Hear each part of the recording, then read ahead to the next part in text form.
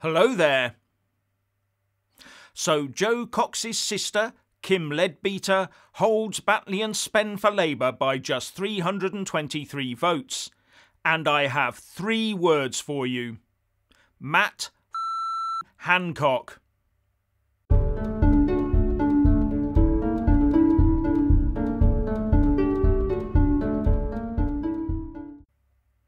As per usual, please like, subscribe and comment below, and a massive thanks to my Patreon and PayPal supporters.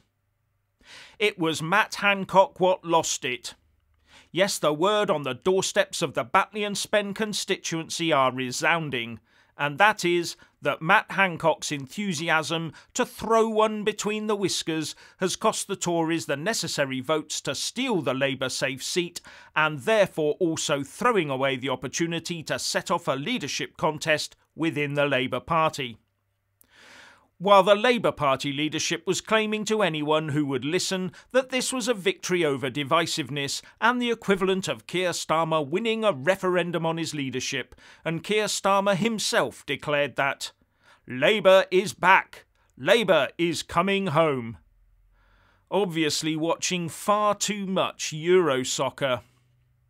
But while Labour has been fist-pumping over a 323 vote margin, the Tory party co-chairman Amanda Milling told Sky News that the issue of Matt Hancock's beard splitting was something that came up on the doorstep. I have to be honest about that.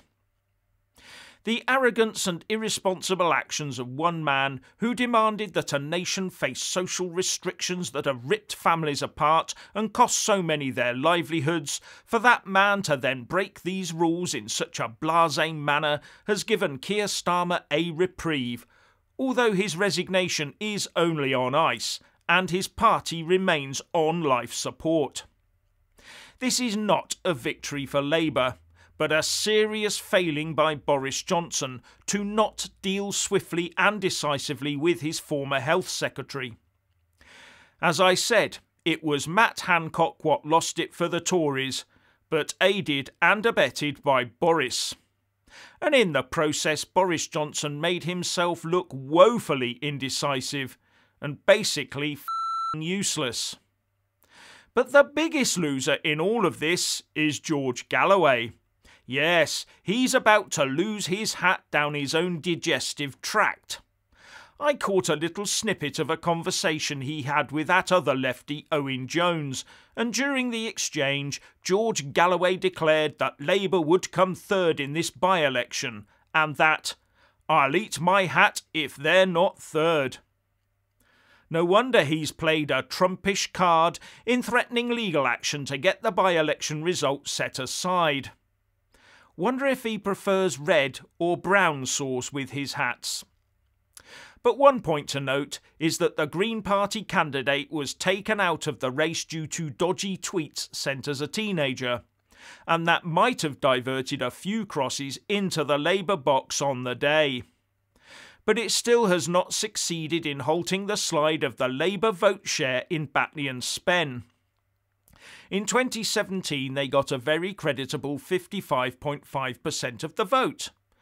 But in 2019, that had slipped back to 42.7%. But yesterday, that was further pared back to 35.3%. That's a 20% drop in 4 years. Not something you can ignore. Although one could argue that it would have been a lot different yesterday had it not been for the intervention of the aforementioned trilby-eating George Galloway, who romped away with nearly 22% of the vote, and most of them would arguably have been Labour voters, which might indicate a far stronger Labour core in Batley and Spen, nearer that of the 2017 55.5%. Something the Tories won't talk about publicly, but will probably fret about privately. Anyway, where does this leave the Tories and Labour? Labour can shout about this being a fantastic result until the cows come home, but the truth is that it leaves us none the wiser about what Labour really stands for, and still leaves Starmer dangling from his leadership perch by his torn and bloodied fingernails. with the likes of Angela Rayner, Andy Burnham, Lisa Nandy and Dawn Butler snapping at his ankles.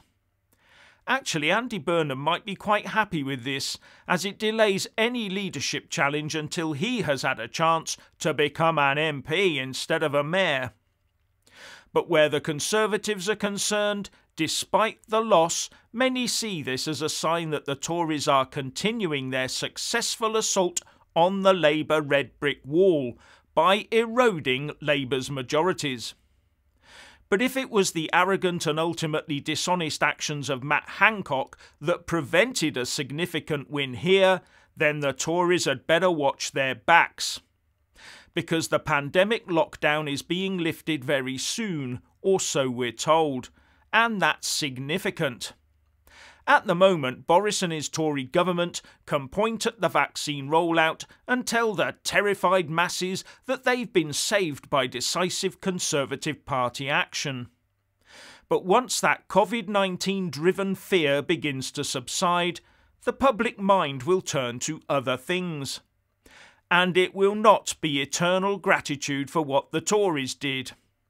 No, the opposition and the press will be hounding the government for a coronavirus inquiry, not just into the health-related failures, of which due to the nature of the emergency there are bound to be many, but also into the financial side. Where has all the taxpayer money gone? They'll start wanting answers to those questions about dodgy PPE contracts, billions spent on track and trace, billions lost in furlough scams, who got the money, etc. And it won't then matter how much ministers bleat about the need for speed in 2020, because everyone will be looking back with that 2020 hindsight vision. And if you don't think that could happen, then ponder on how the sole indiscretions of the bacon-making Matt Hancock cost the Tories this by-election. Then magnify that by a reported 128,000 plus COVID deaths, care home deaths, billions of quid lost forever on all sorts of COVID-related contracts, as well as the broken families, trashed businesses and devastated livelihoods. The public sentiment could soon change, and change hard. And pointing back over their shoulders into the past and stuttering, but the vaccine rollout, will be pointless. It won't matter one jot, because lives move on and normalise. Remember, Churchill won the Second World War, but lost the post-war election. People wanted change. So what we can expect in the coming months is for Labour and the mainstream press to hound the Tories over their conduct during the pandemic, while the Tories will try and use their build back better by levelling up, or is it levelling up by building back better, agenda to look like they're the fresh political offering on the table. But the building back and levelling up will be filled with contradictions. It will all be about saving the planet and being green while covering swathes of the country with HS2, as well as stopping the hunt for coal and oil, but mining across the world for things like cobalt and lithium, probably using child labour. And all those new houses we need and the planning laws that have been ripped up, while pricing people out of their freedom-giving personal transport and onto pavements and bicycles.